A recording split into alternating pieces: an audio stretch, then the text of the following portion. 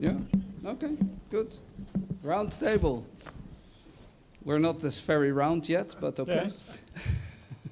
That does not mean that we cannot have the discussion. So we're a little bit late because now we have the Vice Minister to be able to join us. And we had a quick discussion.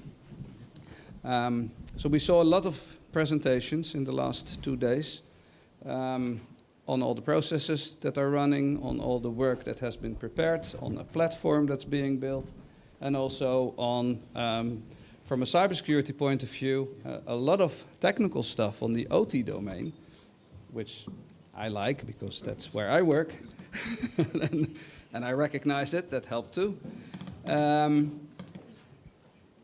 So let's go back why we're here. And the idea was, of course, that in this workshop we talk about a digital platform. But what was the reason why we have the digital platform? Because this was about data sharing or making data available so that you can organize not only your energy but also your other industries and to understand what is happening, and that is part of the digitalization.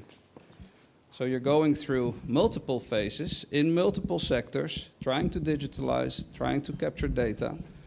And my question was, or actually what we were discussing is, so which data are we now talking about? Because when the people from the gas industry and the oil and gas were talking, I said, okay, but that is data that comes from the process. When we were talking electricity, part of the data was from the people at home, when we collect data from smart meters.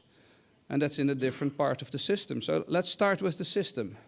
So we talked a lot about IT, the office, the wireless, the cloud. This is the background of any company running IT so that you and I can work, we can have our laptops, we are connected and we have data there. But the energy is actually the part where we earn the money. So the IT is the necessity to make it work. And here we run the money. And so this was the example of the electricity, but it is the same for water, it is the same for oil, it is the same for gas, it is the same for heat. So this is all in the field. This is the real OT that we talked to the cybersecurity about. And data is sent to process part, still IT for OT.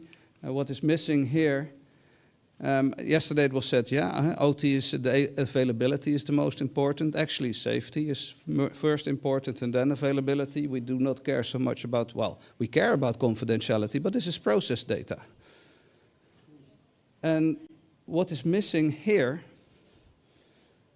is the fact that if you want to have the smart meter data collected, the smart meter data is not in this picture. It is in the system, but it's not here. Because here is a substation, and from that substation still goes to my house, where the smart meter is, and it's collected via another system. Of course, you want the substations to be secure, and if it's an oil or gas refinery or a point where you have transfer of energy, you want that to be secure. That is in the OT domain.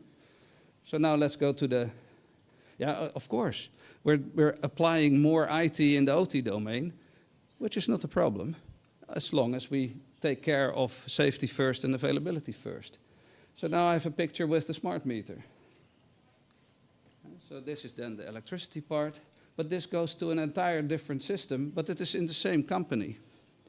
So where does this data come from that we want to collect and be able to be shared with others in a secure way? So here you see that we have to define which data is where, how do we collect it? What do we do with it? And then the part behind the meter that comes later. Water, heat, gas. So what we discussed, the elements of importance to have a master plan. Because what we saw today and yesterday, we saw a lot of presentations of all parts and bits and pieces of this big puzzle. So it has to be possible to be built together into one master plan. And so it's an overall plan. So what data collected from where? Is it process data? Is it personal data? In which system is it? And you can, what you've now been building is collecting it in a centralized way, which is fine. Some countries do that, other countries have it distributed. The technology is not important. Yeah, as long as you make it secure. And we have lots of rules and standards that we can apply to make that happen. You need to have an orchestra leader. And is that then the vice minister to lead the orchestra, or if it's somebody to report to the vice minister that has time to do this? Because I can imagine that it is not you who has the time to lead this orchestra. There's a lot of different instruments playing here. This orchestra leader has to be empowered.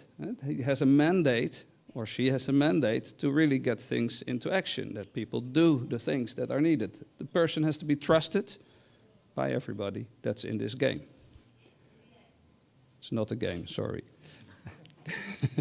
There should be commitment and engagement from all the stakeholders that are involved. And we've seen over these past days there's many of these stakeholders. So it's a big orchestra. And we added up front, because it's good that you have it already organized and orchestrated before you start making the music. Otherwise, somebody goes play different music that you had intended. So we come back to the boring part. This is about people and organization. It is about getting the processes in place, and that you have a trusted platform. And the platform is not just this technology, because we can do anything with technology always. But the people have to make it work. The people have to understand how to work with this. And then comes the cybersecurity. You saw all these different elements, where there's a lot of cybersecurity things. And the good thing was that every time they were referring to in international standards, they are all good. You have to know what you are doing and then applying the standards and running the system. So all the locations, all the players, you need to have cyber people. I'm sorry, you are all cyber people. And why are you? Because you are working with your telephone, you have your Wi-Fi at home, you need to be cyber aware also. And when you work here, you need to also understand the cyber elements. When you drive the car, you have to know the rules of traffic, and you have to be safe by putting on your seatbelt. And this is an aware. So awareness is for everybody in different levels, in different parts. So cyber people, everybody, cyber processes, cyber technology, applying by cyber standards. So this is a nice way to learn how to make music and how to start. Well, actually, you have implemented already so many things. But to bring it together and complete the puzzle. So this is a lot of things together that you have to orchestrate. It's not one stream, it's not one thing after each other. I've heard also Alex say that he wants to be agile and something has to be ready in 3 months. Yes, everybody has to be agile. So that you have to do together. And once you have this starting and in motion, you have it in motion, but now it's converging with a lot of energy of different people. Then comes the next step, and that is more Gianluca, who comes with, so he's prepared already recommendations to go from a consideration of next steps, and maybe I'll give it to you now, Gianluca, because these are your slides. Which one, where do you want to start? In the table of contents? I mean, I can just make a few comments. And maybe just, I mean, this was supposed to be more a round table, but somehow, yeah, we started looking at this. So, I mean, first, some personal reflections, because, you know, I have a daughter, Leila, that, and she recently was asked to do an homework. And so the homework was quite challenging to do, you know. They asked what kind of invention you would make if you could do something, you know. And she, maybe it was my fault, but she said, oh, I will build a time machine. And so each time I travel, that's quite often, I steal the time machine. So let's imagine that you can go forward or you can go back in the past. So if we go back to 2 years ago, November 2022, something quite, let's say, historical happened, because, you know, OpenAI opened ChatGPT to the world. So we entered into the era of generative AI. So when almost 5 years ago, I wrote a paper on the governance of, with, and by artificial intelligence. I was quite criticized by some colleagues and friends because they say, what do you mean by AI? No? Because the governance of is all the regulatory issues that we are all dealing with. Some, for instance, criticize the EU to be too over-regulatory. But this is required. You need to have laws for these very important issues. The with is the use of these technologies. And we have seen also in these 2 days presentations a lot of, initial attempts to use artificial intelligence systems, more or less expert, from Excel, that is not really AI, to something a bit more advanced, sensors, Internet of Things, etc. But what is really changing now in this field, and we have to be really ready for that, or at least be aware, is that the generative AI technologies are learning by themselves, and they are actually quite a new game changer. And so far, in many countries we are talking about this, but we are not really able to do much. And in the energy sector, I think there's a lot of potential for these generative technologies to be applied and adopted. But this goes back to the regulatory sandbox and the experimentation, because we don't know yet how to do that. Now, also, it came out very strongly, as Bas said, that there is a lot of work on cyber security, but maybe we are all, even in Europe, we are struggling with that. We need to be, maybe we move a bit more towards the cyber resilience. So the new keyword of the new commission is preparedness. And so we have to really look at the foresight dimension of all this. So how you see Kazakhstan in 10, 15, 20 years from today. And also this required quite a radical change in the way also innovation is integrated in the public sector. And, energy sector is also, public-private is even more complicated. And also yesterday, I think there was a presentation by Alexei on, I was mentioning the various tech issues. The GovTech is also an important element.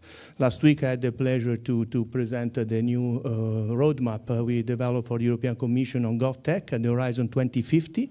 That is also very much how to integrate the private sector, the industry, the startup, the innovative SMEs. And just here in front of this door, I saw there is this is a tech park for startups. I think it's very important. So I haven't seen much yet of this, momentum that we need to have to embrace new technologies by cooperating with startups, or with the research laboratories and academia.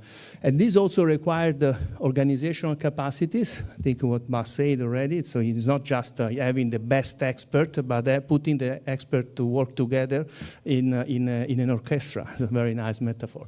And also we have coined this concept of functional specialists when it comes to artificial intelligence for public sector, because it's where you really need to put the technical experts with the public administrator, with the people that work on the legal, on the economic aspect of this, and this is quite challenging.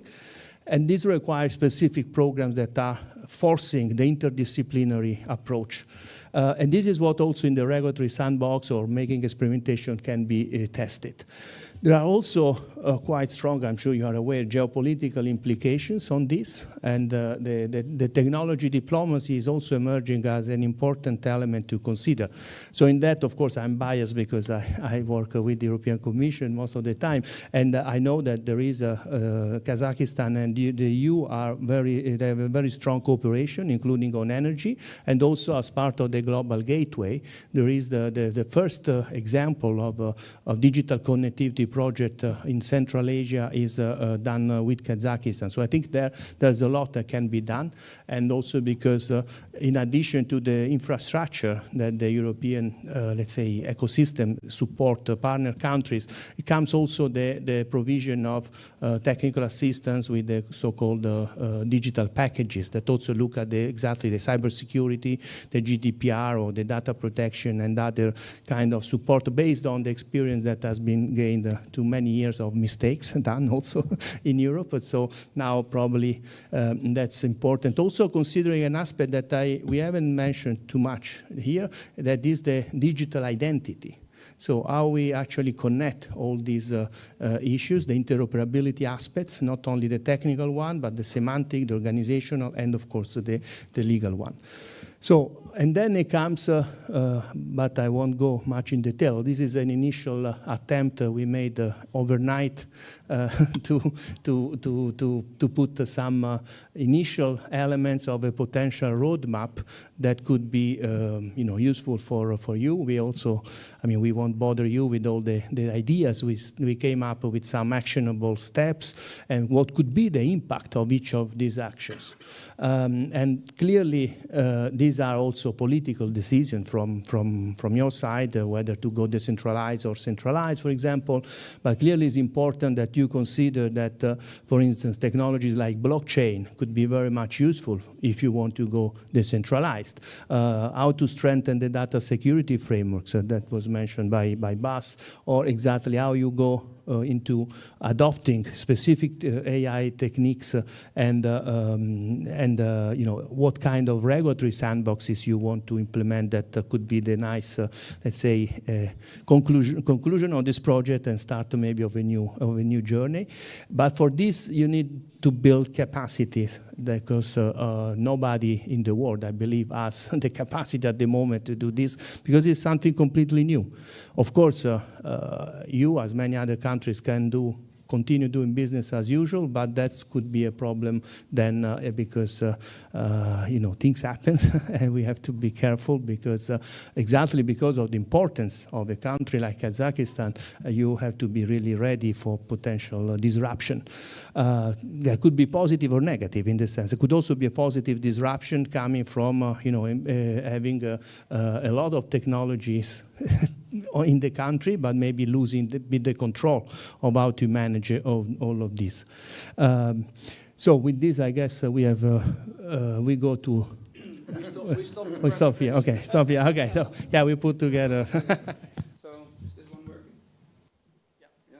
So yeah, it is working. It is about collecting the data in all your different sectors, making sure the data is correct. Put it in a trusted platform, because also only when the data is correct, you can really apply AI. Otherwise, you're applying AI to incorrect data. That doesn't help. You're going to join us, or? And should we have our questions? Now it's you. Yeah, and I will get my ears.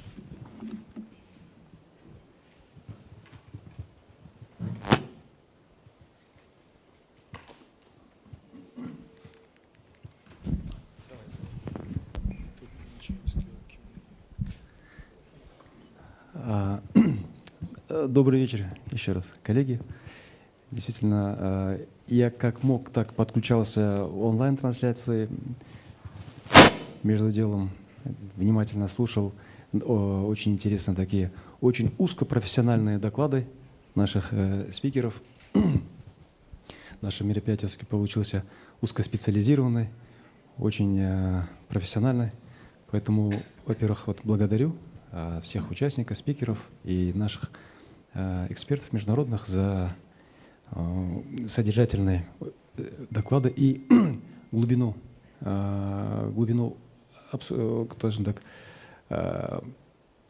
погружения к некоторым спецификам.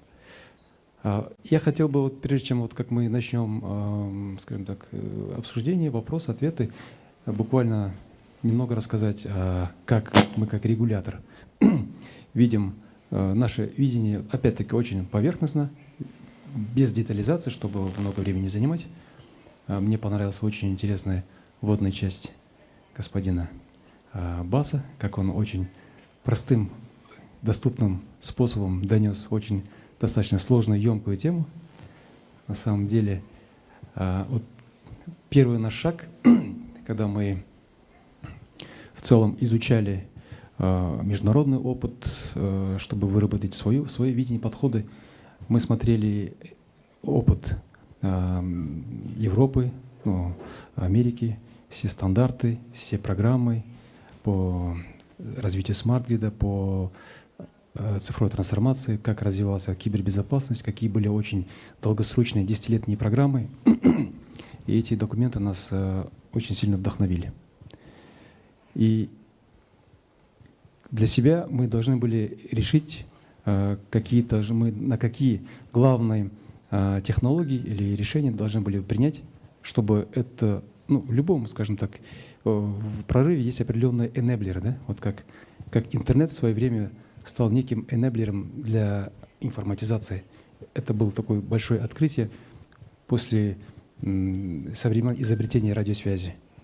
Поэтому дальше интернет открыл компьютеризации, смартфон открыл дальше очень масса больших других внедрений инноваций в нашу жизнь, и вот это уже не остановить. Вот искусственный интеллект следующий вехами. Поэтому мы думали с точки зрения энергетического сектора Казахстана, что является нашим энеблером, где мы стоим, и что нам необходимо, какие должны быть первые клавиши. Мы провели оценку цифровой зрелости автоматизации, цифровизации, кибербезопасности, и для себя определили 3 вещи. Первый, вот как вот было сказано в самом начале, это метринг. Мы Министерство энергетики, которое отвечаем за производство энергоресурсов. Производство как добычи, производство нефтепродуктов, электроэнергии, теплоэнергии. И наша задача — это производство довести до потребителя, и нам необходимо учитывать этот энергоресурс на всех цепочках добавленной стоимости по всем видам энергоресурса. И учитывая, что текущий уровень метринга у нас не превышает 17% в сфере электроэнергетики, по теплоэнергетике еще ниже, по нефти, газу еще более-менее, мы поняли, что у нас нет полной картины, как мы доставляем этот энергоресурс от производства до потребителя, чтобы видеть, где у нас есть потери. Второй момент — это вот и оттуда мы должны были получать очень много данных для принятия решения, а также для запуска отдельных там рынков, моделей рынка и так далее, как вы также упоминали в своих докладах. Второй enabler — это был низкий уровень автоматизации самих промышленных предприятий. То есть автоматизация технологических процессов. То есть отчасти эпизодически в некоторых компаниях было очень на высоком уровне, а в других предприятиях даже SCADA-системы десятилетиями просто не обновлялись. И мы видели, что на АСУТП нам необходимо было ставить, скажем так, вторую ставку. Ну и третье — кибербезопасность. То есть автоматизируясь, цифровизируясь и забывать про безопасность, это было бы очень, скажем так, с нашей стороны, очень, скажем, легкомысленное. В этой связи на 3 вещи мы делаем ставки. То есть очень много технологий, и блокчейны, и мета, и цифровые двойники, и все остальное. Но мы пока не поднимем именно уровень базовой автоматизации, нам еще рано рассуждать и серьезно выделять средства на внедрение таких вот более продвинутых технологий. Но это у нас в планах есть, и мы это в себе в голове держим, вплоть даже до роботизации отдельных процессов. Мы внимательно изучаем международный опыт. И также вот наш с вами воркшоп этому посвящено, потому что мы хотели бы, чтобы понимание также у субъектов рынка вот с каждым днем, скажем, капля за каплей, вот она поднималась вместе со всеми с нами. Второй момент. Все эти видения, понимания остаются презентациями, если не будет финансирования. Потому что в энергетическом секторе работают субъекты естественных монополий, которые очень сильно зависят от тарифной политики. И я вот не помню, то ли это как 3 составляющих для серьезной, скажем так, технологической модернизации. Это является технология, процесс, люди, но там не хватает денег. На самом деле, если, понятно, это подразумевается само собой, но если не будет денег, финансирования, то это такое, троица не заработает синхронно. И в этой связи правительством на сегодняшний день разрабатывается национальный проект модернизации энергетики и ЖКХ, куда закладывается более 10 триллионов тенге. В течение 5 лет эти средства будут направлены на модернизацию.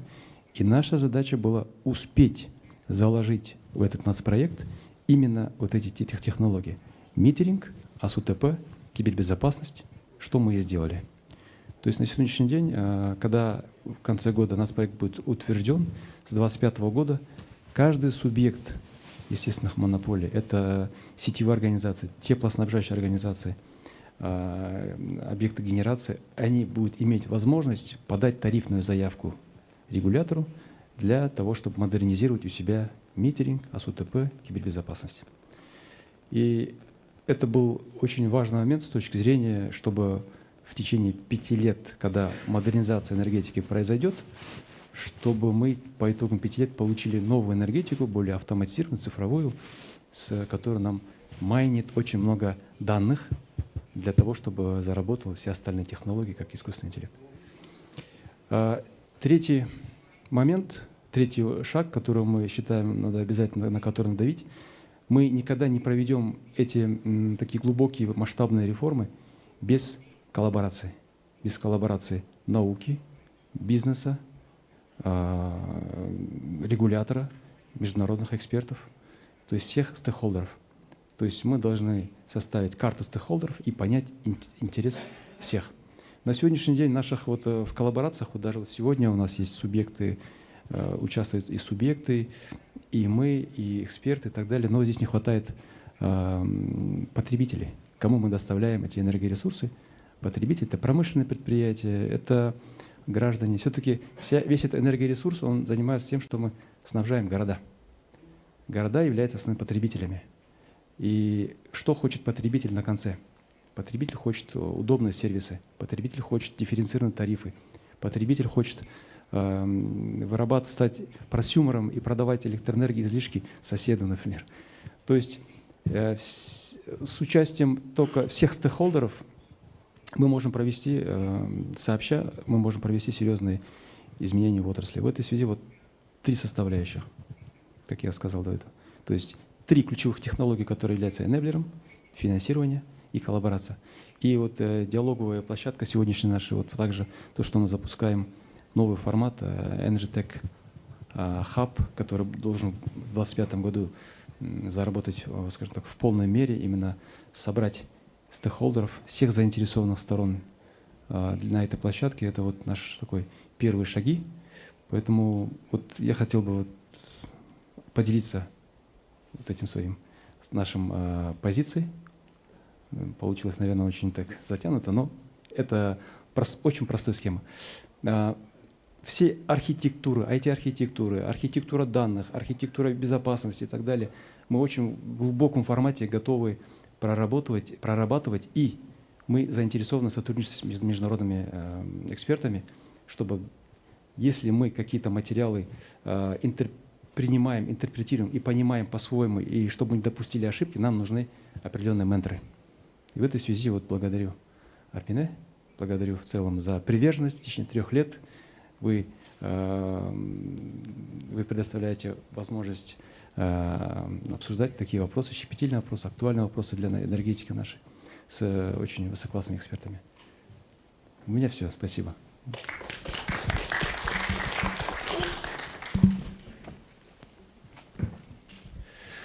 Спасибо большое, господин вице-министр. Я хочу очередной раз обратиться к участникам. Сейчас мы начнем в формате диалога общения с международными экспертами. Все, у кого назрели вопросы, будьте готовы их задать, сформулируйте четко, чтобы мы понимали, о чем спрашивать, чтобы была более-менее конкретика. Но вы знаете, я бы хотел бы, опираясь на то, что мы обсуждали в течение 2 дней, я бы хотел тоже обратить такое внимание, что мы все говорили о том, что у нас все-таки регуляторная практика, правовая практика требования к информационной безопасности у нас находится, скажем, в таком зачаточном состоянии, либо вообще отсутствует. В этой связи хотелось бы начать с чего наше обсуждение, именно с этого уровня. На текущий момент на территории Европы, если быть точным, с октября этого года, на территории Европы начинает действовать НИС-2 стандарт. К этому Европа шла очень долго. С НИС-1 до НИС-2 прошел не один год. Но ключевая разница в том, что, на мой взгляд, НИС-1 не содержал настолько обширных и жестких требований. Да, и НИС-1 он не обязывал к чему-то. Да. Сейчас НИС-2 обязывает очень многие компании прийти к именно, как, по-моему, Бас сказал, к устойчивой кибербезопасности, и именно в промышленных уже системах. И в связи с этим такой вопрос, давайте такой начнем.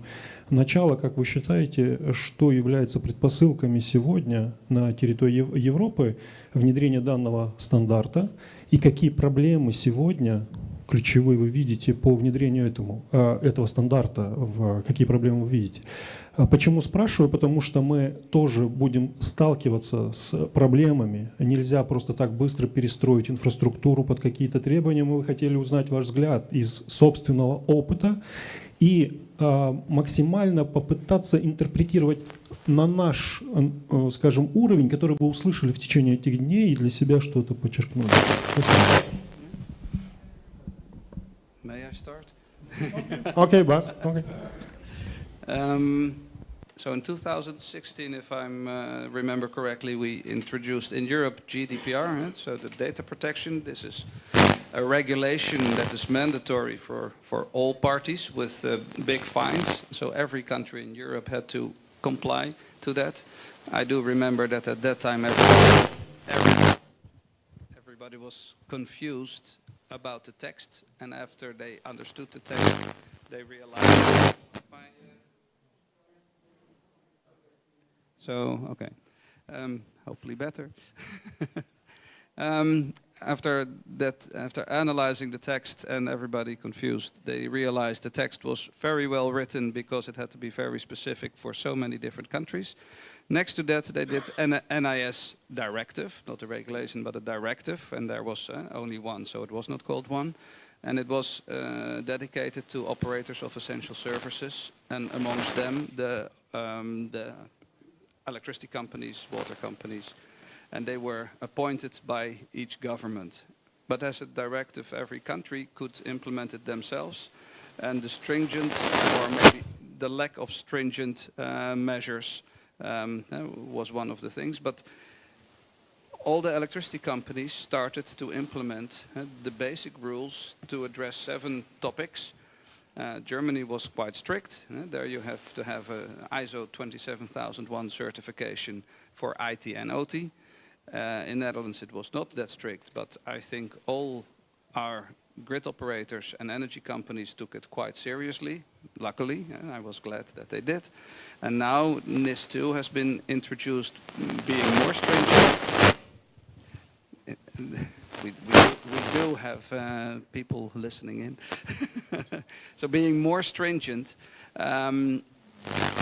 you mentioned at the end you need time to adapt your systems, but I don't think in Europe we have really adapted the systems.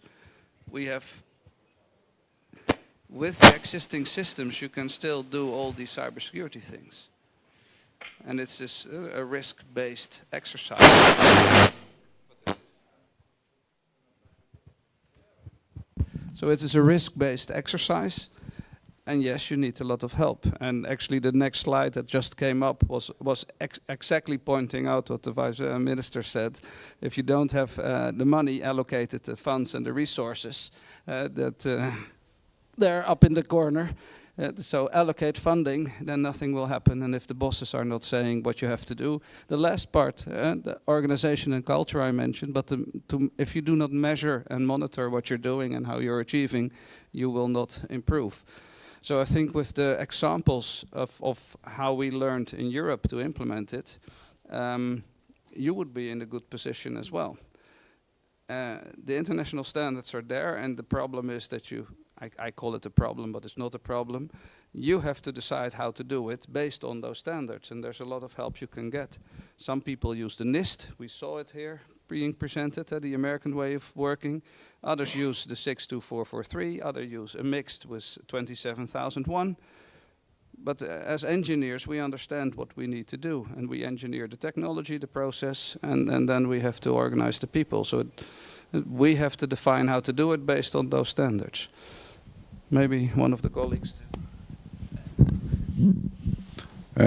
You ask us what the hurdles were that we have to take, and one of the big things in Europe, of course, is also this standardization all over the countries, because not every country has the same set of standards already there in place. So it also in Europe takes a lot of time to really implement all these standards. Technology is not the problem. That's nowhere the problem. You have to make choices and then move on. Like you just said, Vice Minister, and I very much like that, we should go off the slides. You should implement, because then it's for real. And that's one of the big issues also in Europe, to really get off the slides, because people, the colleagues of BAS are really good in making these PowerPoint slides. But at the end, someone has to implement it and really has to do it. And then you need all the stakeholders involved, just like you mentioned before, because otherwise it will not work. And please, you have to start small, with small steps, to make sure that you make the right steps and then move on to the next step. And then you can see that it slowly will be implementing, and all stakeholders will be involved. That's also how we did it in the Netherlands. And you have to be aware of the fact that regulation is always lagging behind. It's always lagging behind technologies, because technologies are far upfront, and then your regulation will follow at the end. So that's also something that you have to take in mind. And also in Europe, we have big challenges. Also in GDPR, you mentioned it. Also, the GDPR is not implemented in each country at the same level at this moment. You mentioned digital identity, Gianluca. That's a very important step that we also have to take in the Netherlands, for example. Identifying your customer, not only the private customer, the private households, but also the businesses, are quite challenging at this moment. And to connect a natural person to a connection is also a challenge which we have to overcome. So we also have a lot of things that still are to be achieved also in our systems. Maybe if I can complement on exactly maybe the view from Brussels, if you want, but in the sense that okay, digital identity is a good example, because it took 20 plus years to come now to the eIDAS regulation that is starting, after it started as a directive, etc. And this is an important step. Now, if it will work, it must work, otherwise it will be a problem. This will make a lot of, let's say, will facilitate the cooperation. And as a matter of fact, the EU is already negotiating with some partner countries let's say, stronger cooperation on digital identity with Japan, with Singapore, and others, but also in the, other like with Egypt or a few other countries. But then, what comes to the data protection and the the issue of regulation, of course, in the EU there are, as Bas said, some are directives. So then the member states have to transpose this directive into laws, and this takes much longer. So, the NIS 2 probably will come into force fully, I don't know, 2-3 years if all member states actually transpose it. At the moment, only 2, as I said yesterday, have done it, Italy and Belgium. Now, the GDPR started as a regulation, but in reality now there is also the Data Governance and the Data Act that are also putting some pressure in the international cooperation, because it is somehow also for countries cooperating with the EU to be adequate. So there's the GDPR adequacy, so to cooperate between countries and exchange data. So this is also something maybe for Kazakhstan is important, as the first partner of Kazakhstan is the EU at the moment. So the other side, there is the need to change, as it was mentioned. And now there are 2 reports that, by coincidence, are both from 2 former Prime Ministers of Italy, the Letta report and the Draghi report, that was requested by President von der Leyen to prepare the new strategy of the current Commission. There are 2 interesting things among many that may be appropriate here. One is what Enrico Letta suggested as the 28 regime. So a kind of 28 member state, so we lost the UK. Now we have one virtual, where we could actually have a different regulatory framework exactly to facilitate innovation and the digital single market. So somehow you not being part of the EU, you could be a 28, let's say, could adopt a 28 regime somehow. And then Draghi reported that emphasized the need to, let's say, reduce the regulatory burden that we have clearly in Europe, especially when it comes to some innovation, promotion, etc. And this is an area where, as I said before, there is, we found, for example, we do a lot of startup contests. We see a lot of startups that are actually trying to find solutions exactly to improve on the data exchange in different sectors, including on energy and environmental, let's say, aspects. So this, I think, is important. But then, of course, each country has the opportunity to do that is not in the EU also maybe even better, because exactly you can innovate, you can test, and maybe find a better solution. Спасибо большое за ответ. Спасибо большое за ответ. Почему спрашиваем? Потому что нам тоже сталкиваться с определенными требованиями. Я понимаю прекрасно, что Евросоюз — это все-таки союз нескольких государств, гармонизация стандартов будет сталкиваться с внутренним законодательством, и это понятно, это понятно. Вы знаете, в целом мне бы хотелось бы узнать, поскольку мы все-таки анализируем различные международные подходы, стандарты, законодательства, в том числе стран. И уж, коли я уж начал с директивы НИС-2, все-таки ключевые аспекты я бы хотел бы от вас услышать. Какие вот ключевые аспекты в этой директиве вы бы выделили для защиты критических объектов информатизации? Какие-то вот прям, которые можно прям вот рассмотреть, с опытом привлечь на нашу обстановку сегодня по линии защиты критически важных объектов, что бы вы прям вот подчеркнули с практической точки зрения? Yeah, also, again, then to start, what you see all the companies have been doing, the operators of essential services, and there's 7 steps that you have to take. And in your essential services, it is in your different sectors, oil and gas, heat and electricity, and possibly more, maybe probably also finance, but that may be more modern. You have to introduce your cyber standard for each, and it means organization, it means having the framework that you can orchestrate it. It means showing that you are following a set of rules that will help you demonstrate the maturity and the improvement of your maturity in each of these companies. And maturity is about processes and people. And the other part is the technology. And what you just asked, you don't have the time or the money to put in new systems. But I don't think that in the Netherlands we put in new systems. From a risk point of view, and if you now look at your data, so where are you going to collect all the different data? Which systems are collecting this? You can analyze or assess each system from a cybersecurity point of view. What is the risk that one gets hacked? And what is then the impact if that one gets hacked? And then you have a whole list where you should start. Maybe you have to replace something, but everything you can protect also via other ways. You have to run exercises. You have to do your internal audits or ask somebody else to do audits. And you have to report quickly to your national cybersecurity. And yeah, but then it means that you have to detect it. But running the exercises is probably the most teaching thing. So this is the 7 steps that you have in the NIS directive, and then there's things about encryption and other stuff that of course comes also. But it starts by implementing information security platform or framework. In the same way you may have implemented the ISO 9001 for quality management, in the same way you may have done it for ISO 18000 OSA for the safety and the health, or the environmental ISO 14000. The ways of working are all the time the same.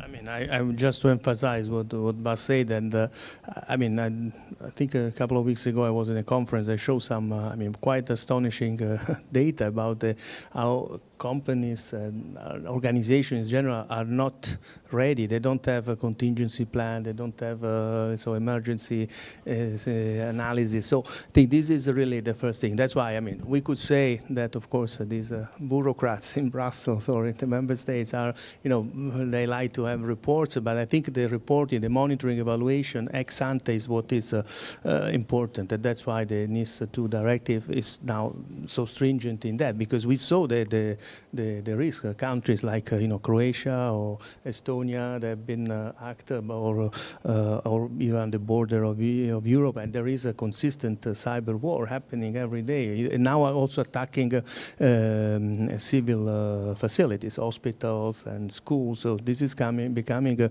quite, I mean, dramatic. So that's why there is this. And on the other side, we also see there is lack of capacities. And that's why now there is this focus on building this capacity. But so it's not enough to have the nice framework, be it a NIST or whatever, and it's not enough to have the right skills in terms of technical capacity, but you really need to raise the awareness and the competency of the entire organizations, as we have seen. I mean, many of you said already in the various presentations, the weakest part is the human, et cetera, et cetera. So, and to do that, there are now, maybe it's a trend or a fashion to have these cyber games also. We had one 3 weeks ago in Japan, where is the ICS Cybersecurity Week this year was there in Tokyo, and we have also, I mean, there is training of you know, supported by the EU, by US and Japan in this case. I mean, this is something that is becoming more and more important to do, and it's also the way for exchanging knowledge, information at different levels, not only at the technical level, as I said, but also a different, I mean, for policymakers. And also very important, because we have seen yesterday most of the panels were male, because this is considered a male job, but in reality, and we supported, for instance, an all-female team of Europe to play on the Kunoichi games. We even won. And so all females teams working on cybersecurity. And that was quite interesting, because also the mindset shifting is quite different. So I think also integrating diverse competencies, I mean, psychologists, sociologists, philosophers, and linguists. No, we were talking the other day, and of course gender diverse. So that would also facilitate and improve the you know, hopefully the cyber resilience. У нас есть, я буду немножко модерировать, у нас есть вопросы из зала. Денис Ковязин, КПО.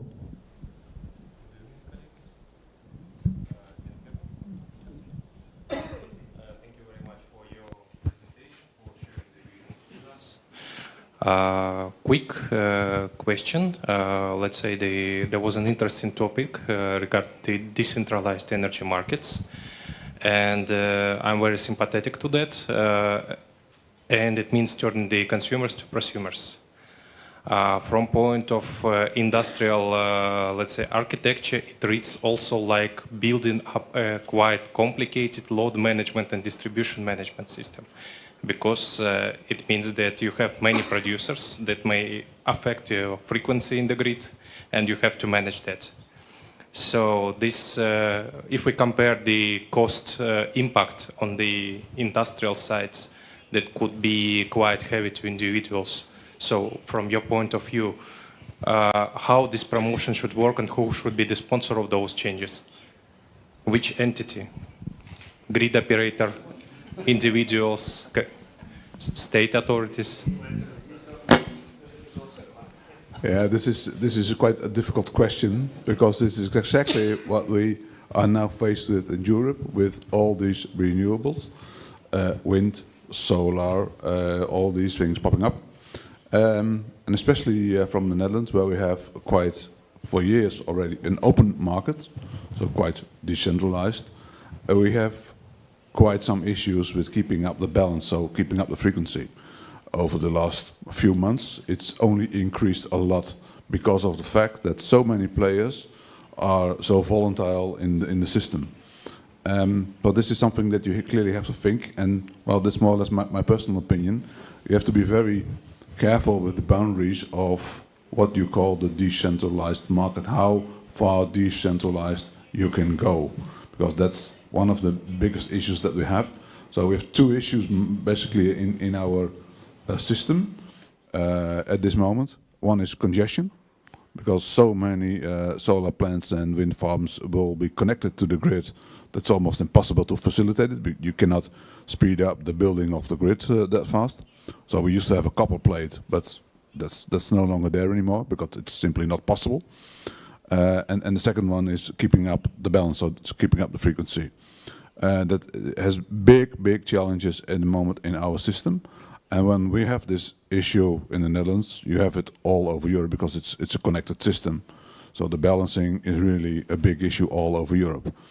One of the things that we have done to improve this is make sure that you have right trading platforms for frequency restoration products all over Europe. So that's the first thing, but okay, that will not help you out completely. And the second one is to make sure that you also have possibilities, like we mentioned yesterday, for example, for peer-to-peer trading, and to try to keep your system as small as possible with influence on each other. And that's something we now need to develop also in our system. So this is quite a heavy challenge that we have to really build in a decentralized market. And I would really advise to be very careful with the steps you take on this one. Hope this answers your question a little bit. Yeah, thank you very much. Pretty clear. So really appreciate it. Maybe. Нурмухамедова Куаныш, технический комитет интеллектуальной энергетические системы топливно-энергетического комплекса и киберфизические системы. У меня такой вопрос вот к классу или басу. У вас был слайд такой по C-модели. У меня вопрос, как вы уже, получается, внедрили эту модель, ваш опыт, результаты. И вопрос такой, вот тут говорилось о НИС стандартах, да, директивах. Мэковские стандарты вы используете в C-модели? И какие из стандартов, 7 стандартов вы использовали? So if I understand correctly, which cybersecurity or information security framework or model is being used. When this one, now it's this one, when this directive was introduced, we had a nice presentation some 2 years later by 2 of our distribution network operators in the Netherlands. After each other. One presented implementing the NIS directive based on the American NIST, the NIST cybersecurity framework, and the next one presented how they did the implementation of NIS directive based on the IEC 62443. So both are standards for cybersecurity. They can be used through each other. Myself, I've been working on the cybersecurity strategy for an oil and gas company for IT and OT. And we made a framework for both together based on ISO 27001, ISO 27005, 27019, and 62443. So that sounds complicated, but the standards, the international standards, are each a toolbox. So you have to pick the right tools out of the toolbox to make your standard for your company.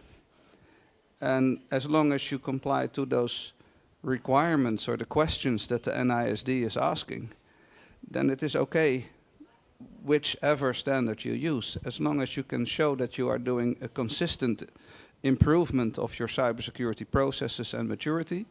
And each of these standards can help you. And in our case, this one project that I mentioned, we felt it was good for this company to pick the right parts from each of those standards and make a framework for them, an operating model that they could use in their upstream, in their midstream, in their downstream, and they could all use the same basis. But that was the overarching way of working, and then downstream has different control systems than the upstream, and different groups of people working on it, and they're spread out differently. So each was implementing the technical standards, how to deploy this cybersecurity processes. But they were fit to each of the downstream and each of the upstream.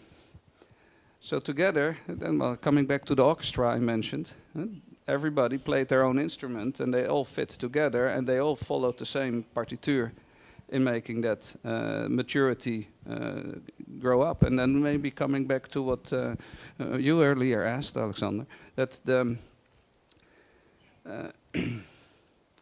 so you choose where you spend the money, and you spend the money first and the resources in the things that are most problematic, that may be the most dangerous, and you try to solve those first. And over time, you will every time do it again. It is very tedious because it goes on and on. Plan, do, check, act. It is a continuous thing that you cannot just stop. Because this technology evolves, and you have to evolve your company, and you have to train your people. So it is an extra workload on everybody, unfortunately. And there you have to have the funding, the money, and the people to be able to do it. Do you know how long it took for ISO 9001 to be standardly implemented by every company, anyway, in Europe? Only 20 years. Yeah. But it started in the same way. We were shocked. Put it on top of our work. We already had a lot of work, and now it had to become part of our work. I think we can do it quicker because now we know what we have to do. And the hackers will try to get in anyway. They don't stop. Did this answer your question well enough? Да, спасибо. No? Hello everyone, yeah, Atkilde from the TCO. I have a question, yeah, I want to say it's maybe a more generic question, yeah. We've been talking last 2 days about the standards, about cybersecurity, about AI, yeah. And I want to just summarize and maybe ask one question. So, just we know that the AI happened as I think all the countries understand this AI revolutions. It's a kind of the revolution maybe, which is very important after the internet, yeah, the invention, yeah. So question is, Sam Altman, for example, Sam Altman saying that in 2 years we're gonna get the super AI, yeah. This is his prediction, and it's AI is growing, and generative AI. And in Kazakhstan, as a developing country, we want to be part of this world. We want to be on the bus, yeah, when the wave of this, I would say, revolution come to us. So from your point, to be on the bus when these changes come to Kazakhstan, what kind of strategical decisions we should make as maybe our Kazakhstan government authorities to be ready for that revolution? Thank you. I can take this. Because, this will be another conference. But no, basically there are a number of issues here. One is the standard specific part. So as you may know, as part of the AI Act process in the European Union, there's been a specific request by the European Commission to a specific standard development organization, to actually send Senelec to develop standards or at least address specific questions. They made 10 specific questions, including one on AI and cybersecurity, and these are now been, let's say, discussed as part of different standards committees. So it's the the C21 and a few others. I mean, I'm not very good on the on the SAO, but this is a work that need to be followed. Of course, all standard development organizations are trying to address the various issues, and this is going up to the higher level now. For instance, the G7 with the Hiroshima process has also started developing some specific principles, and now there is in the recent summit of the future of the UN in New York, there's been also a proposal to have a multi-stakeholder kind of governance body for AI. So, and also enlarged to, not always the usual countries that are there, but actually having the voices of all countries represented. So clearly Kazakhstan, as many other countries, should be part of this because it's important so that otherwise there will be developed standards that do not necessarily consider all the viewpoints. But this also will take time. Now, of course, the debate on general AI coming in a couple of years or so, this is, I'm not so sure. So maybe it's something, of course, the generative AI showed the rapid advancement of these technologies and the difficulties for the regulators to follow this. I mean, if you look at when the AI Act was imagined in 2017, 2018, there was this idea to create a future-proof regulation, but always looking at the risks and the risk of the use of AI. But then, of course, when generative AI came into the picture, this created a lot of discussion. And in fact, the AI Act didn't really solve this problem because it's not defined what is a generative AI. So this is demanded to a different body that is most probably what the UN will establish. So this, or more probably, I mean, I shouldn't say that, but more probably, this will go more in the direction of having standards that will address these issues and will be agreed by everybody. That is the position that the US administration and most probably the new one will follow. So this is, again, goes back to this point that we have started elaborating on the need for be part of the technology diplomacy debate. So you cannot just wait and see and what the other will do, we will just adopt, but you have your own also stake. And this also goes back to, before I wanted to just make a comment on the decentralized versus centralized. I mean, this is not just a technical issue, it's also, let's say, a political one, because, I mean, for instance, at a certain point in Europe, there was, I think in the previous commission, there was the idea of creating an energy union. Maybe you heard, actually it was the Dutch commissioner, Timmermans, that were also involved in that. But then, of course, with all what happened in the last 5 years, this concept has not been, let's say, followed up. But clearly, this is based on the fact that we have many countries, and if we want to have a single market of energy, I mean, we cannot do it but decentralized. And the technologies, and that's why this recommendation comes based on the analysis of good practices we have done, could facilitate that. But then, of course, again, this is something to be considered because, for instance, a small country like Estonia may not need such a decentralized system. In your case, being a larger country, maybe this could be an option not very densely populated. So this is something to be considered. And AI could, of course, be helpful in that, but knowing that there are things that we don't know yet. There are a lot of unknown. So to your question, what strategy should Kazakhstan take? I mean, US and Europe have started with writing their AI acts to anyway to make sure that we deploy it in a secure way and that we deploy secure AI. Like Gianluca says, maybe not in 2 years. There's not one AI. If you look at all the data you have just been discussing, that's going to be a lot of different AIs on different parts of the data. And where did the AI come from? That you make it yourself based on a toolbox or that you buy it from somebody? It will evolve and you will learn with it, but it is good to invest in having people understanding what it means so that you can build up why it grows internationally.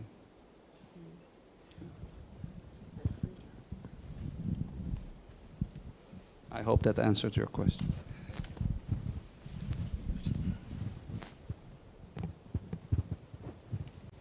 Раз. Такой вопрос хотел задать. Были вот сейчас предложения, какие проекты или какие инициативы внедрять, нововведения, улучшения? Вчера тоже какие-то вещи были. Вот хотел с другой стороны задать вопрос.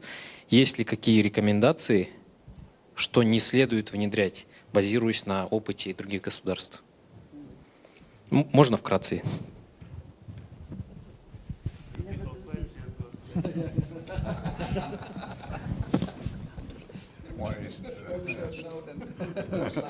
Yeah, this is a nice one that you passed the microphone to me, because my answer would be set priorities. And what was already mentioned earlier, things that are running, don't touch them. So that would be the most important part of my answer. Please stay out of that. Set the right priorities. And what, of course, this is also on the recommendation slide that Bas showed. Make an action plan and then set the right priorities. I think sometimes, for example, I would not start, but also my personal view, I would not start with something like blockchain, for example. Why should you? Maybe you can use it, maybe you cannot use it, but why should you start with that? Start with the basics, like you already mentioned. That's the most important thing. Maybe just one issue is also to learn from the mistakes done in other countries, also in Europe in particular, so you can see what didn't work, and maybe that could be also maybe a study on what are the worst practices, although it's very difficult to find information already for the good practices. But clearly having insights on what didn't work it's probably important. But then you have the opportunity, as maybe you are starting in some areas from, let's say, a green field. Maybe you can actually innovate. Maybe on that we have different views, because maybe you can try and test with the technologies that are maturing, and maybe could be a good. I mean, especially if you do in the sandbox, in the test bed. So, but I mean, no, because that's why the sandbox is there, because you can test, and maybe in that case I mean, I don't like very much this concept, but the leapfrogging, when you can then actually do in 5 years what others have been done in 20 years. So maybe that's something, following the standards and the more established practices, but also maybe trying to innovate your way. And then of course, do your roadmap. We made in our document some ideas, some proposals, maybe some pilot projects could be done on specific topics, and then roll them out. But always doing what Bas said, the circle of monitoring, evaluating, and then planning. Yeah, and actually, we discussed it, but there's one thing you should not do. You should not implement IEC 62443 everything. So just don't take a standard and say, now I'm going to implement it because now I'm having everything right. No, that is not the right way to do. A carpenter that's making a nice cabinet will not use all the tools in his toolbox, but only the ones that he needs to make the cabinet. And so you have to understand which parts you want to implement. And actually I have an anecdote from one of the electricity companies in one of the European countries. They had a very diverse power generation with fossil plants, with gas and coal, but also hydro. And they were building a lot of windmills. And they were, when we did the OT cybersecurity part, they said, oh, we have to protect all these small hydro plants far away in the corner of the country. And I said, why? Yeah, but that is dangerous. That is old technology and they will hack that. And again, I said, why? Why would a hacker drive all the way to a far small power plant, the hydro plant, with a very old PLC, with a very small communication channel for some signals? There's no fun in hacking that. No, I'm afraid of your windmills. No, why the windmills? No, that's our modern technology. I said, exactly. There is all these USB sticks that were not glued tight by Honeywell. And there's all the guy who is implementing it has with his telephone already made a wireless network with all his PLCs, not following any cybersecurity rules. If I'm a hacker, I'm going to hack there. And then I have a big communication channel into the main systems.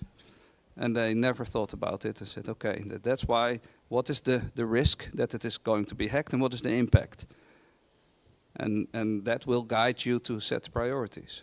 So maybe that helps. Practical example, really from practice. Спасибо большое. У меня вот такой... Насчет того, что нельзя делать, тоже личный опыт, личное мнение. Мне кажется, надо очень хорошо разобраться в текущей ситуации, во-первых, понять текущий уровень зрелости и понять бизнес-процессы, конкретно производственный актив, какие осуществляет процессы. И ни в коем случае нельзя делать так, чтобы одну систему натягивать на все процессы. Например, как часто бывает, это, наверное, часто бывает некоторые низкой зрелости отдельных стартап-компаний, когда они разрабатывают один продукт, например, документолог, и начинают его натягивать на управление проектами, потом дальше управление архивами и так далее, и превращается, что какой-то Франкенштейн, который долго жить не будет. В этой связи надо хорошо разбираться в классах систем, и каждый класс систем необходимо применять к бизнес-процессу, потому что предприятие — это как живой организм, есть определенные конкретно функциональные роли, и у каждой функциональной роли своя специфика, и уж точно вот в промышленных enterprise решениях есть уже годами отработанные, отшлифованные бизнес-процессы, под которого есть уже конкретно продуктовое решение. Они могут быть и отечественные, они могут и быть международными. Но самое главное, нельзя забывать, что мы работаем критически важными инфраструктурами, объекты жизнеобеспечения. В этой связи, возвращаясь опять, кибербезопасность очень важна, чтобы каждый продукт был, скажем так, оттестован на безопасность. Спасибо.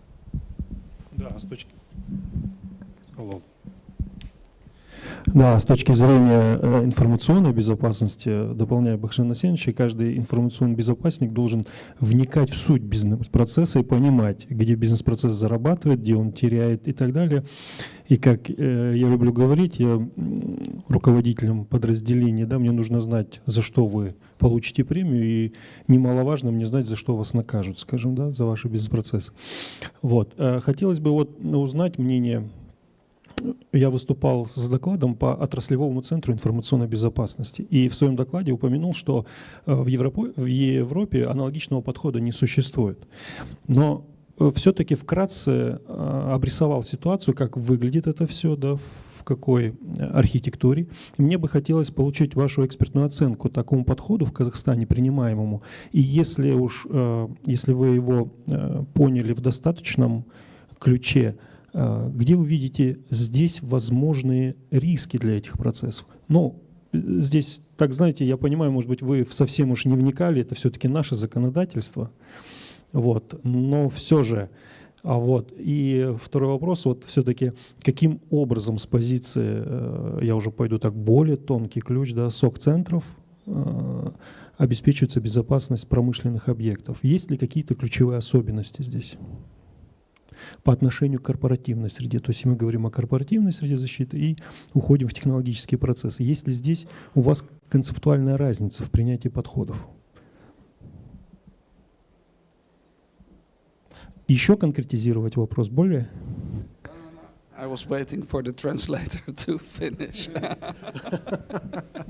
Хорошо. Wow.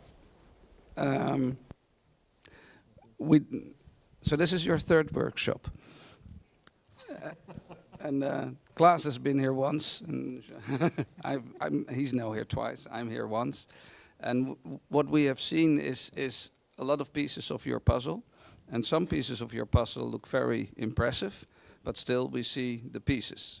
And we have not yet seen how it all fits together. That's why we said that, what is the master plan? Your regulations, we have not, or I have not studied it, but we have been giving examples. And this is really the work to do together and to sit down and spend time on putting those pieces of the puzzle. And we can help, of course, and give our opinion. And is this much different from what we've been doing in other parts of the world, or anyway in Europe? I think you can use a lot of the examples already there and pick the best parts out of it, but also then build up slowly. Suppose you take the NIS directive today, the NIS2, you say, okay, these parts I can start with implementing, these parts I will do later. And then over this entire plan that you have. And No, maybe also because I think this was the vice minister said quickly about the vision that you have. I guess you are also thinking on how to reinforce and structure better your governance, because that's the key word, that to the orchestration, how you govern all the different processes, all the regulatory aspects. I mean, the cybersecurity, exactly. If you decide to decentralize or not, for example, and then maybe in case of a problem, you can get rid of the windmill because it's not so critical, and then you want to secure more your critical infrastructure. So maybe then you reinforce your defense there. So I think these are all issues that your governance structure will have to address, and this is very important that is done, let's say, at the very beginning when you design the architecture of the entire framework. Not just from a technical perspective, but also from exactly the regulatory and other aspects that need to be considered. Otherwise, the risk is that in many cases you have not on here, in many countries you have a patchwork of systems that are not necessarily working together, and this can be actually increase the vulnerability instead of defending. Maybe just to add one thing, because you ask more or less what the weakness is, what can we find some weak spots in what you presented, and I fully agree with Bas and what Gianluca said. It's about the fact that we saw a lot of parts of the puzzle. Now you really have to concentrate on putting them together. So really come up with an action plan and really set the priorities, because what we saw today and also yesterday is very ambitious plans. And maybe some of them are a little bit too ambitious to cover everything, because you will not succeed. That's quite simple. You won't have the manpower even to do it, because it's simply not available. Поэтому здесь я соглашусь с господином вице-министром, что мы готовы к сотрудничеству дальнейшему. Олег хотел задать вопрос. Сейчас, секунду. Ну, на самом деле я не хотел, меня заставили. Саша меня очень жестами побуждал к этому. У меня были вопросы, конечно, но я сидел спокойненько. Ну ладно, терпите. У меня 3 вопроса созрело. Один страшный, другой серьезный, третий забавно-философский. Но задам последние 2, чтобы не грузить всех вечером. Соответственно, второй серьезный.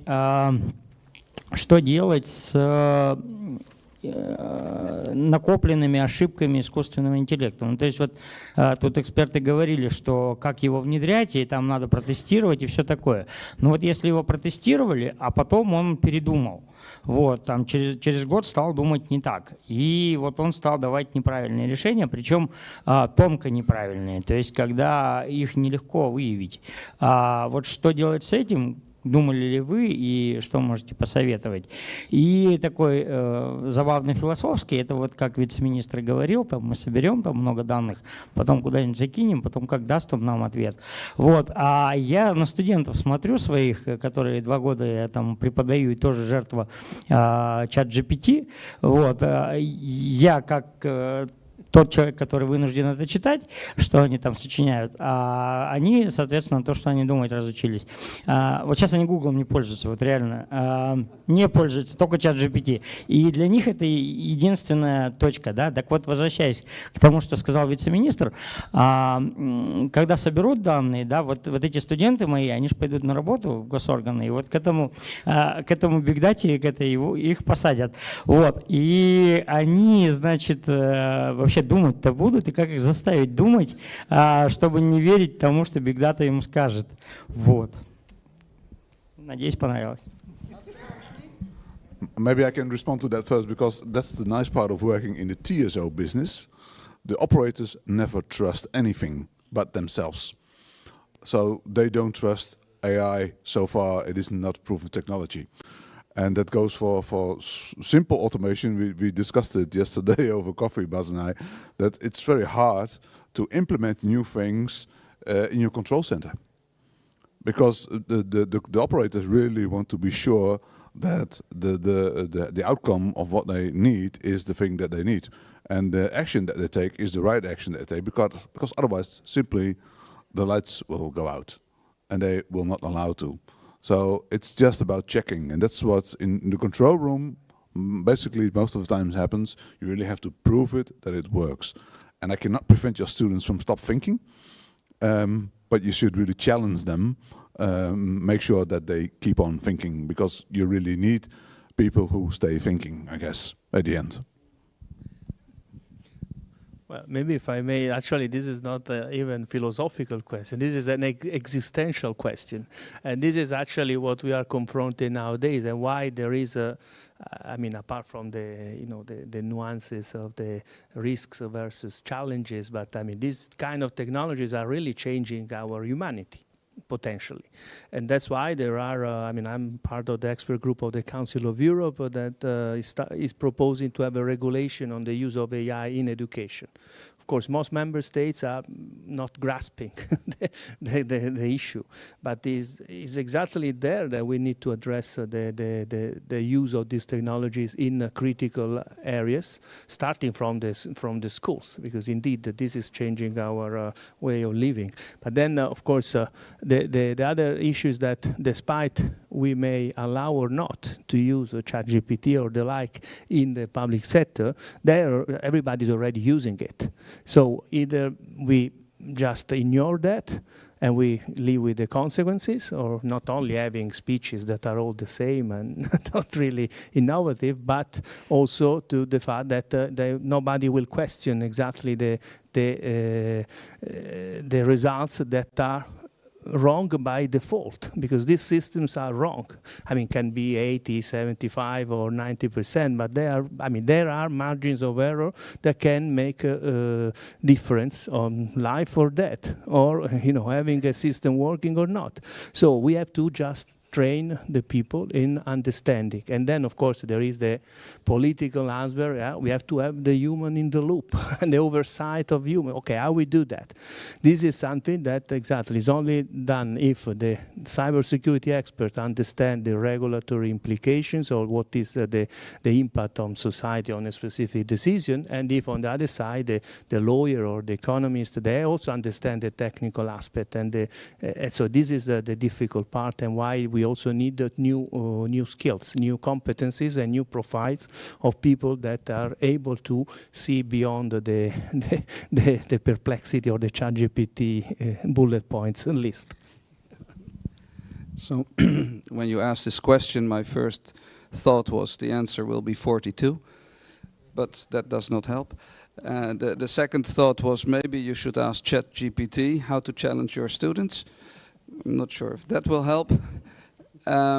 But I recognize the problem that I get a lot of information now written by others that is clearly written by ChatGPT. I said, okay, how do you teach the students to stay critical and be critical and not just rely on that? So we get more and more lazy. I say we as people. And also here, yeah, what Klaas and I discussed, how do you get AI in the control room? Unless we build it ourselves, we will not trust it. early this year, I was asked to give a presentation on grid operations and the use of AI, so I had no clue what to say. So I asked ChatGPT, I said, yeah, what can you tell me? It was fascinating to see how it came with a little introduction and then 8 or 12 bullet points and then a summary. And I read it and I said, wow, it said nothing. Well, it was impressive, but it was fascinating to see how it built up. And then I went to talk to one of the colleagues of Jan, and he said, of Klaas, Jan in this case. He said, but you have to tell us more about it. But what did ChatGPT do? Of course, it scanned the internet, and it found all the buzzwords, and it really organized it well. And then it was very generic discussion because we're not using it in the control room, not today. And that's just coming back to the earlier question. There's little bits and pieces of AI that you apply to the different data, but we have to learn how to work with it. And this is one of the things you see in the media, that some of the wizards of AI say this is too dangerous because we don't know what we're doing. And once we wake up, it may be too late. But this is existential question. Maybe just provided that I don't use ChatGPT or the like, but I'm still able to write 12 pages in a few hours. But that makes some sense.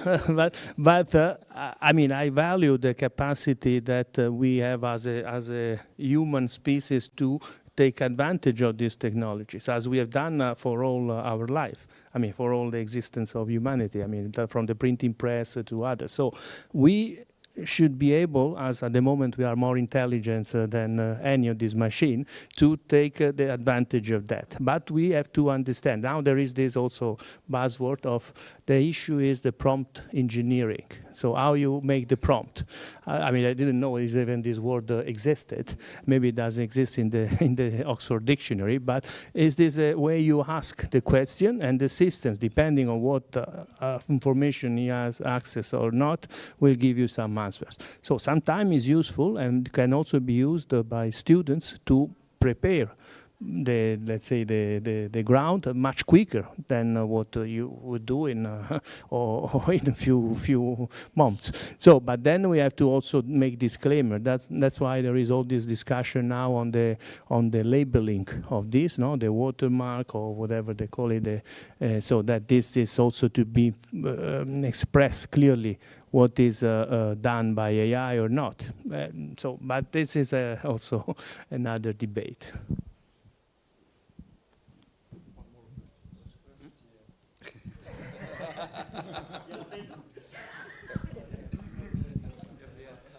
Вопрос был, конечно, с юмором, и постараюсь ответить так же. Да, на самом деле, то есть знание технологий искусственного интеллекта не поможет ни одному студенту поменять законы физики, электрические цепи, и это точно его не защитит от оказаться участником какого-то короткого замыкания. И если говорить про именно вот тот искусственный интеллект, который вот произвел такой революционный бум, то это больше, наверное, языковая модель. Вот если серьезно, языковая модель, которая действительно взломал наш языковой код человеческий. Но сами элементы искусственного интеллекта, как машин learning, либо там нейронки и так далее, все-таки в энергетике он же давно используется. То есть предиктивная аналитика, прогнозирование выработки, производства, генерации и так далее. Как только у нас в энергосистему появились такие как домены, как возобновляемая энергетика, профессионалы начали задумываться, как его прогнозировать, ну и там дальше и так далее. Поэтому как таковой искусственный интеллект и автоматизация, автоматизация и искусственный интеллект, элементы в энергетике уже давно есть. Просто мы его так не называли в свое время. Мы всегда называли это больше как машин learning, наверное. Ну, в принципе, думаю, точно студентам не повредит там, знать некоторые вещи из ChatGPT чуть больше, освоить быстрее. Самое главное, чтобы их там не замкнуло.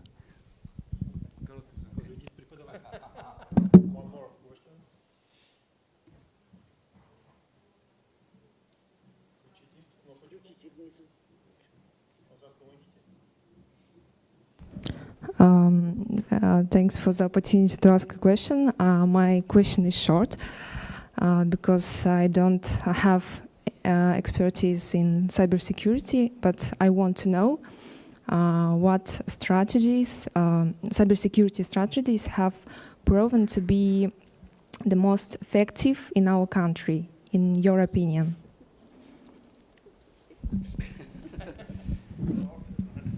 In your country? In our country, I'm sorry. Well, this is my first visit to your country, so I cannot say what has been the most effective. What I do notice, I cannot say if it's effective, but what I do notice from all the presentations is that the specialists on the... It can be based on the example of a company. Sorry? It can be based on the example of a company in our country. Yeah, well, so what I was trying to do is to refer now to the presentations we saw of all these different companies, and they're all following the same process automation rules, which is good to see, because I would be surprised to see it differently. Otherwise, we may have missed something. And they're all following the same basic steps from international standards point of view. So I have not spotted anything strange from that perspective. And I would have been surprised to have seen it different, because we are one world and we are all connected and collaborating already for some ways. And then we see Siemens and Honeywell and Schneider here, and we meet them also in our part of the world. So luckily here they do the same as what they do with us. So that is, there's some consistency there. So yeah, this is the evolution, and you're not from Kazakhstan point of view. There's many other parties in the world and countries, also islands, that are doing the same, going through the same motion, and it is all with the people again, and the resources and the time to do it, and trying to figure out how to do it most effectively. But still, you will make some mistakes, and that's the best way to learn, and hope the mistakes are short and small, and that you can fail fast and repair quick. Anybody likes to? I mean, maybe with the joke that I mean, any strategy is good until it's not proven not to work. So basically, especially with cybersecurity, as Bas said, you have to minimize the risk of, that's if something happens, is not critical for your organization. So that's where it's important to focus on. And then, of course, get ready for the unforeseen. That's why I always emphasize the need to have an anticipatory governance capacity. So trying to anticipate potential risk that, for instance, we knew that the pandemic was coming from somewhere, but nobody have their pandemic plan updated. I read it in a report in 2010.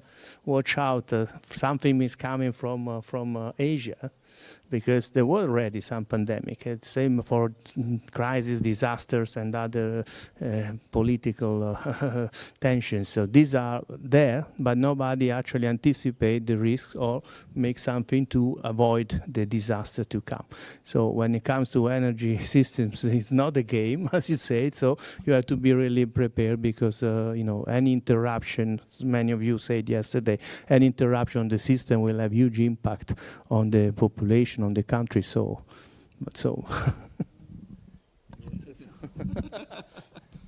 Thank you, Karina. Спасибо большое. Если вопросов... Секунду. Да, спасибо большое. В продолжение об адаптации стандартов, вот как мы вчера сказали, что мы ввели технический комитет по стандартизации, автоматизации киберфизических систем и отобрали более 300 стандартов для адаптации. Вот мне бы хотелось понять ваш именно экспертный такой совет принять. Что нужно в первую очередь адаптировать? Есть ли какой-то такой фреймворк, чтобы степ-бай-степ принимать эти стандарты? То есть начиная с глоссариев, бейсиков и дальше. Well, when when the standards were presented yesterday, it was different types of standards being shown for different applications. So first to select which applications, where does which standard belong. Yeah, and then you have to make a choice. And what is the most practical one for you? And this is the difficult part, because all these standards are being used by different parties in similar ways, but in different constellations. So which one now is the quickest for you to start adopting? Because one party will say, no, use my standard, because I have such good experience. They say, well, I have my standard. So probably in that preparation, that you can make your selection, but or have to investigate with some trusted parties or countries and say what went well and what did not go well. When in one of the projects we used the NIST framework, it is very comprehensive, it's very descriptive, but it is not easy to measure your maturity. With the other ones, you could measure your maturity more if you put the CMMI model to it. So, yeah, I'm so sorry that I cannot give you a quick and straight practical answer. This actually follows also on the previous thing that, I mean, because also some standards are not yet there, especially when it comes to AI. So you cannot wait, okay, when the standard will be developed, we will adopt it. So I think you have to also work in this situation. And there again, it's important that you have the internal capacity as an organization to deal with this situation. It's like procurement, for example.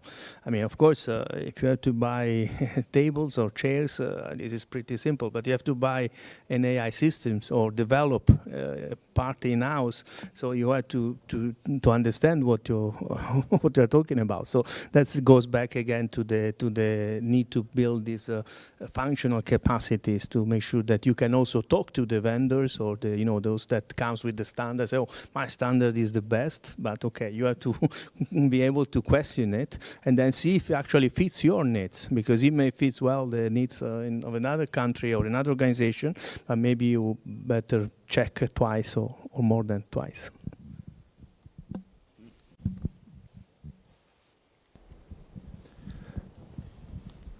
One more questions.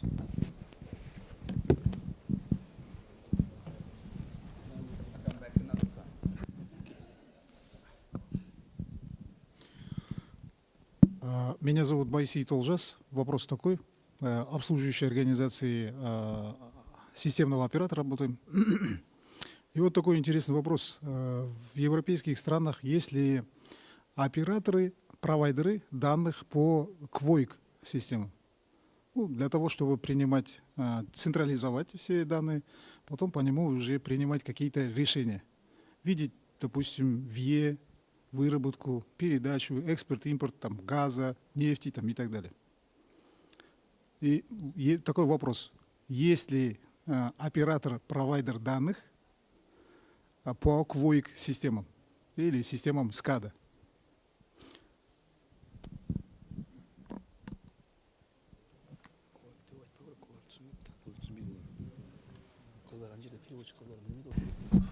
They seem to disappear. A difficult question. When you look on the TSO side, we have some centralized bodies who really collect data from a lot of countries in Europe and indeed take decisions on that. We also have obligations for all parties to be on transparency side to collect data, to really give data to NSOE, that's the body of the TSOs in Europe. And yes, there are decisions being taken on that, but always more or less controlled by the local control systems as well. So it's not really on a high level that this decision making is really done in a centralized way in Europe, but there is certainly a tendency to take more of the decisions of grid operation on a centralized level, because it's no longer doable to really do it in your really decentralized country, because the impact, the influence of all the European countries on each other is quite high. also, when you look on renewables, when you look on wind and solar and all that kind of things, outages, planned outages, non-planned outages, interconnection cables, all that kind of stuff needs to come together. So it's really done on a high level, and yes, decisions are being taken on that. So that's one of the examples I at least know from my experience that's being done, and it's a lot of work, and it's also high risky. So the local TSOs always have their influence in this decision taking at the end.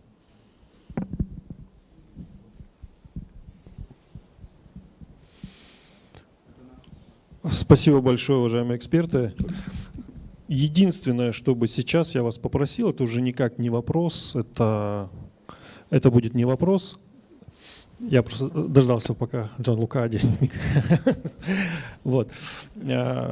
Класс у нас специалист, уже у нас, видите, мы вас приняли, я говорю, класс у нас специалист. Специалист по внедрению определенных проектов в области энергетики. Джанлука обозначил, что он принимал участие в ряде исследований по определенным вопросам цифровизации, искусственного интеллекта. Бас у нас принимал участие в разработке стандартов. Ну, может быть, все принимали, но я определяю так, как я услышал. Поэтому, исходя из вашей компетенции, какие бы вы рекомендации нам сегодня, пожелания от вас хотел бы выслушать, от каждого пожелания, исходя из услышанного за эти 2 дня? Спасибо.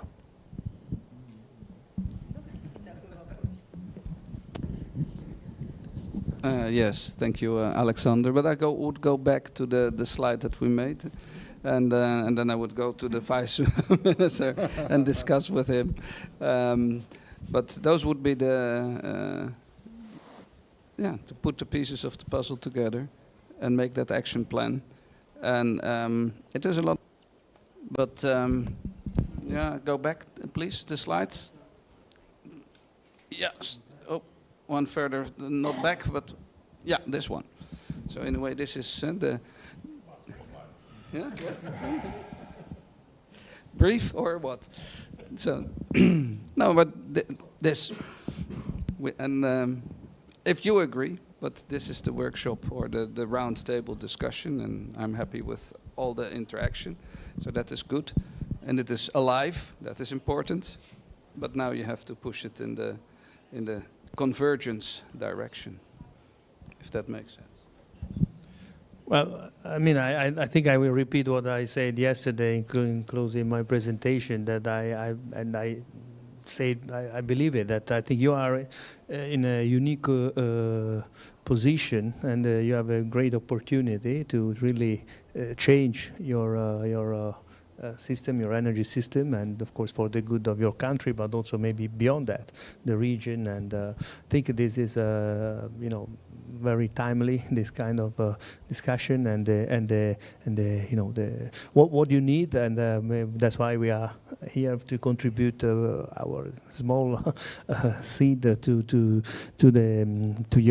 your work, is to develop a roadmap that is very strategic, and I would say also ambitious, because you have the capacity, as you supported going to the moon. So I guess you can also reframe your system. So it's not just using the most appropriate or the latest technology or framework or standard, but actually rethink completely the way the services are designed and delivered to the consumers, to the citizens, and at the same time also ensuring efficiency and effectiveness, and making sure that you have a strong and cyber resilient system that can be really strong. So I think you have all the elements, but of course nobody can do it by itself.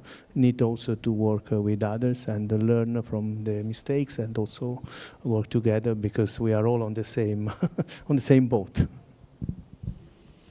Maybe then to answer it a little bit more philosophically, I think you should keep the energy which is now popping up, because there was a lot of energy in all the presentations that we had over the 2 days, a lot of plans going on, a lot of things going on. And second one, keep talking to each other, keep involving all the stakeholders, because otherwise it will not work. That's, I guess, the most important thing to do now.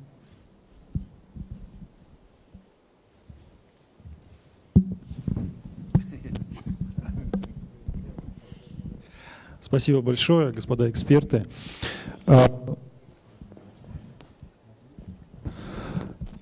Мы закончили фактически на такой позитивной ноте наш воркшоп, но хотелось бы немножко добавить еще более позитива. И у нас, господин вице-министр, мы сейчас проведем мероприятие по, так сказать, награждению, да, можно так сказать, отблагодарить вас определенным образом. И в момент, сейчас одну секунду, в момент, когда будет проходить награждение, участники конференции, я прошу, сейчас появится QR-код, оцените, пожалуйста, ход этого воркшопа, оцените, насколько он был хорош. Другой рекомендации я уже не дам, он был хорош. Вот, поэтому пока у нас будет проходить церемония награждения, благодарности. Да, пожелания, отзывы, пожалуйста, через QR, то, что вы увидите форму. Вот.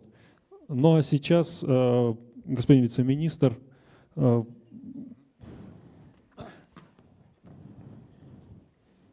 слово.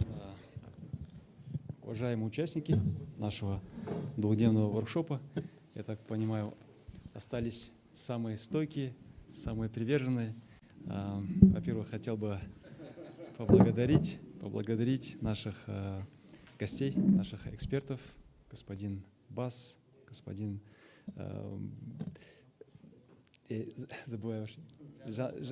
Жан-Лука, господин Класс, госпожа Арпине, за то, что вы уделили время, выделили ресурсы и время, и энергию, и приехали, были эти 2 дня с нами, погрузились в наши вопросы, дали сегодняшние ваши компетентные ответы. Благодарю за профессионализм. Мы с вами обязательно продолжим взаимодействие в рамках формата сотрудничества по линии ООН. И надеюсь, мы все, что сегодня обсуждали, эти 2 дня, мы будем степ-бай-степ реализовывать, в том числе согласно вашей рекомендации. Во-вторых, хотел бы поблагодарить за отклик, все-таки за то, что отозвались спикеры, очень профессиональные спикеры наших инфраструктурных организаций, нефтегазовом секторе. Спасибо за содержательные доклады, за очень интересные технические, детальные, очень интересные информации. И такой формат взаимодействия у нас будет продолжаться с каждым годом все интенсивней. В этом году, в начале года мы проводили такой воркшоп с участием экспертов MIT на тему теплоэнергетики. Вот у нас при поддержке ООН мы проводим 2-й воркшоп уже по теме кибербезопасности. Поэтому очень большая просьба всем участникам, кто просто участвует как слушатель, кто участвует как докладчики, обязательно дать нам свою обратную связь, какие темы нам необходимо еще в воркшопах раскрывать, на какие, скажем так, направления развития технологий в энергетике, как нефтегазовом секторе энергетики, нам необходимо делать, скажем так, усилия. Спасибо, благодарю. И хотел бы от лица министра энергетики, от лица Министерства энергетики Республики Казахстан поблагодарить за посильный вклад, уважаемые гости, и вручить вам благодарственные письма от имени министра энергетики Республики Казахстан, от имени Алмасада Майдановича. Спасибо. Ну, кто объявляет? Господин. Приглашается госпожа Арпине Карякян торжественно. Я думаю, надо спикеров попросить, please sit here, because it is phone.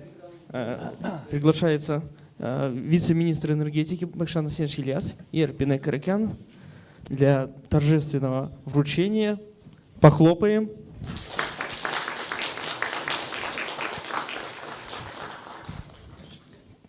Спасибо.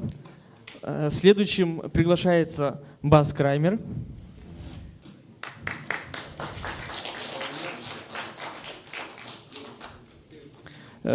Бас Краймер принимал участие в создании стандартов, например, Digital Substation, который мы сейчас планируем локализовать. Похлопаем Басу. Следующий приглашается класс Холмс. Бас, ваше имя правильно написали в этот раз? Correct name, yeah? Class, your name is correct? Yeah. Похлопаем, спасибо большое. Ну и, конечно же, наш итальянец Ганлука Мусрака.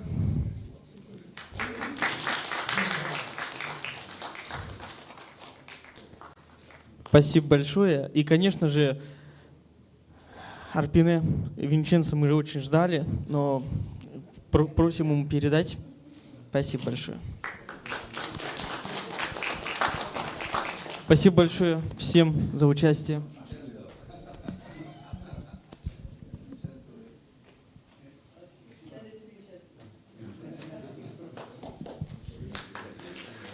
На этом групповое фото, group фото.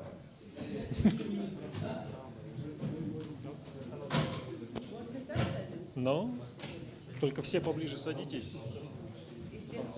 Потом фотошопом растянем.